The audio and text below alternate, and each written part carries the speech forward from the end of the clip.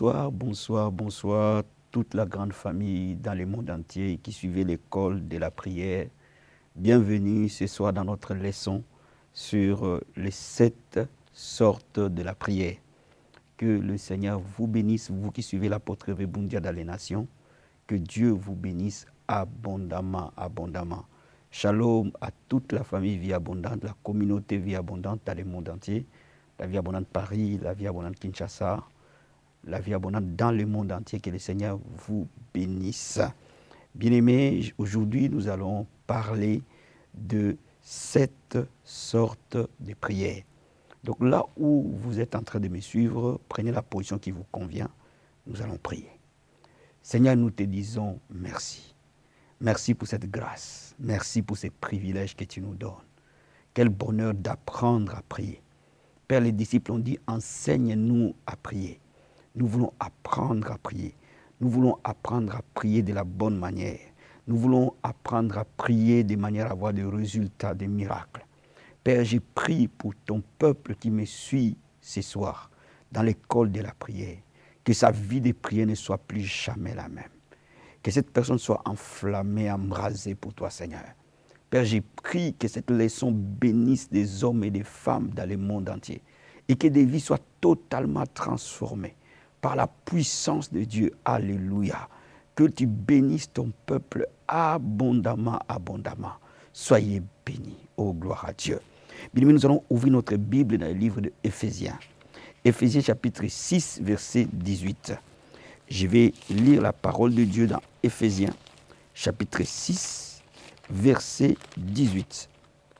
La Bible dit, faites en tout temps par l'Esprit toutes sortes de prières et de supplications. Veillez à cela avec une entière persévérance, priez pour tous les saints. Bien, mais l'apôtre Paul nous dit de faire en tout temps par l'Esprit toutes sortes de prières. Ce qui attire mon attention dans ces passages, toutes sortes de prières. Cela veut dire quoi? Cela veut dire qu'il n'y a pas une seule façon de prier. Il n'y a pas une seule forme de prière. Il y a plusieurs sortes de prières. Ou en d'autres termes, il y a plusieurs formes de prière.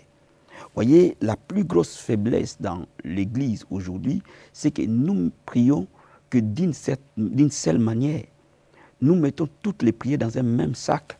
Non, il faut que tu connaisses les différentes sortes de prières, tu connaisses les règles, les principes et les lois qui régissent chacune de ces prières afin de recevoir le maximum de résultats. C'est comme par exemple le football, le handball, le volleyball sont tous des sports, mais n'ont pas tous les mêmes règles. Ils n'ont pas tous le même fonctionnement.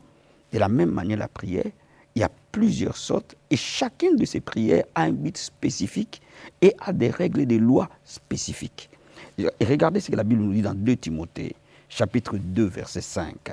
2 Timothée, chapitre 2, verset 5. La Bible dit ceci, « L'athlète n'est pas couronné s'il n'a pas combattu suivant les règles. » Bien-aimé, la connaissance de Dieu dans les domaines de la prière garantira le résultat de vos prières. Plus vous connaîtrez les principes de Dieu, plus vous connaîtrez les règles de la prière, plus vous aurez des résultats. Voilà pourquoi dans cette leçon, je vais t'énumérer d'abord les différentes sortes de prières bibliques et les caractéristiques de chacune de ces prières. Premièrement, il y a la prière de la foi. Cette prière de la foi est caractérisée par 3 choses. Premièrement, c'est une prière d'affirmation. Nous affirmons, nous décrétons, nous déclarons par la foi les choses qui n'existent pas, qui doivent se manifester. Deuxièmement, cette prière, elle est basée sur les promesses de Dieu. Quand vous priez par la foi, vous devez vous appuyer sur les promesses de Dieu. Ainsi, vous pouvez affirmer avec foi et assurance les promesses de Dieu. Troisièmement, ce type de prière ou cette sorte de prière produit des changements de circonstances. La prière de la foi est spécifique pour changer les circonstances, pour changer les choses. Vous voyez, elle est très puissante quand on traverse des moments difficiles et c'est pour cela qu'il faut être fort dans la prière de la foi. Vous devez apprendre à prophétiser, à déclarer les choses que vous voulez que Dieu fasse pour vous. Ça, c'est la première sorte de prière. La deuxième sorte de prière, c'est la prière de consécration. Elle consiste, cette prière de consécration, à consacrer sa vie, à consacrer une personne, à consacrer une chose, à consacrer une église, une affaire, une famille à Dieu. Vous voyez? Cela veut dire quoi? Cela veut dire que vous donnez ce à quoi vous priez à l'autorité suprême de Dieu. Et c'est pour ça que Jésus a dit que ton règne vienne. Cela veut dire quoi? Cela veut dire que vous soumettez votre vie à Dieu. Vous le lui donnez. Pas votre volonté, mais sa volonté. Quand nous aspirons à être guidés par le Saint-Esprit, quand nous aspirons à écouter la voix de Dieu, donc nous devons prier la prière de consécration. Elle nous consacre à Dieu pour ses buts, pour ses plans, pour ses projets. Mais je vais dire à quelqu'un, les plans de Dieu sont toujours meilleurs que les plans des hommes. Vous voyez, les plans de Dieu sont toujours plus bénis que les plans des hommes. Les projets que Dieu a pour nous est meilleur que les projets que nous avons pour nous-mêmes ou que les gens que nous aimons ont pour nous. Donc il faut comprendre une chose. Ce type de prière appartient aux chrétiens matures, ceux qui ont atteint la maturité. Quand vous avez atteint la maturité chrétienne, vous vous soumettez totalement à Dieu.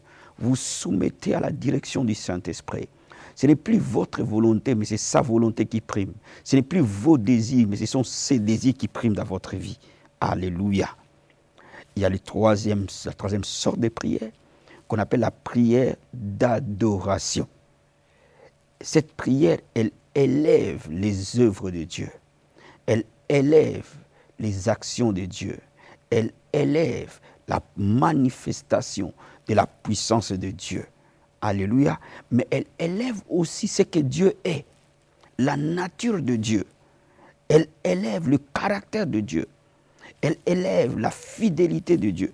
Elle est très importante pour nous donner la joie et l'espérance. Nous en avons besoin. Nous avons besoin de garder notre cœur joyeux. Nous avons besoin de garder espoir, espérance. Et tu ne peux pas entrer dans la présence de Dieu sans connaître la prière d'adoration. Elle t'amène à te rappeler, alléluia, de ce que Dieu fait, de ses œuvres. Que ce soit les œuvres qui sont écrites dans la Bible, que ce soit les œuvres qui sont faites dans notre propre vie. Nous nous rappelons de ce que Dieu a fait ou de ce que Dieu fait et nous nous rappelons de sa fidélité. Nous nous rappelons de sa bonté, nous nous rappelons de son amour, nous nous rappelons de sa sainteté, de ce qu'il a fait et de ce qu'il est. C'est ce qu'on appelle la prière d'adoration. Elle est puissante pour la manifestation de l'onction de Dieu. Elle est puissante pour libérer les miraculés dans notre vie. Quatrièmement, ce que j'appelle la prière d'accord. Oui, la prière d'accord. La prière d'accord, elle est basée sur l'unité. La prière d'accord est basée sur l'unité. Cela veut dire quoi? Vous ne pouvez être en accord de prière qu'avec quelqu'un avec qui vous partagez la même vision. Vous voyez, vous devez être des partenaires de prière pour être en prière d'accord. Vous voyez, et s'il y a deux personnes ou plusieurs personnes qui sont en accord, c'est à ces moments-là qu'on appelle la prière d'accord. Cinquième point, c'est la prière dans l'esprit. La prière dans l'esprit, c'est la prière en langue. La prière en langue, ou prier en langue, ou chanter en langue. C'est ce qu'on appelle la prière en esprit. Sixième type de prière, on appelle la prière de supplication. Cela veut dire quoi?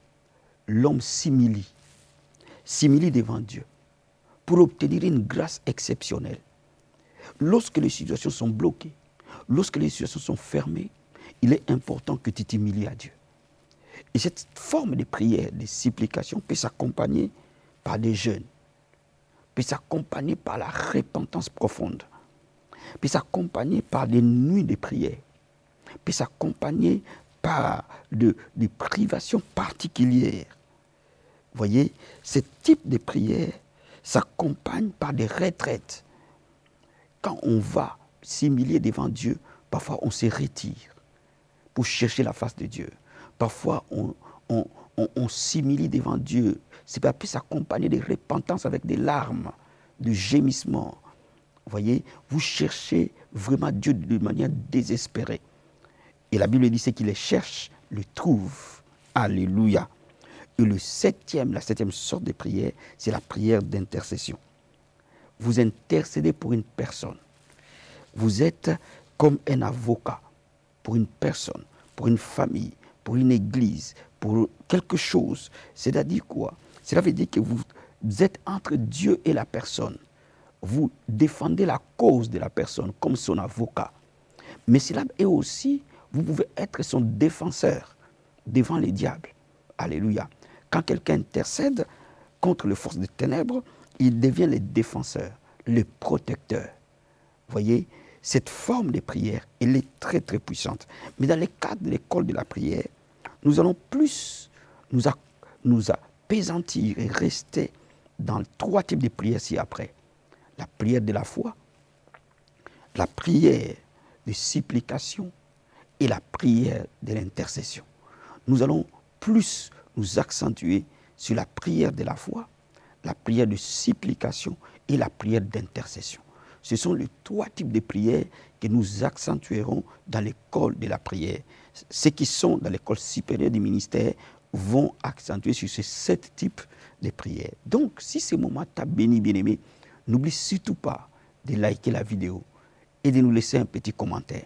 Et si tu n'es pas encore abonné à la Vie Abondante Télévision, n'oublie surtout pas de t'abonner et d'activer la cloche.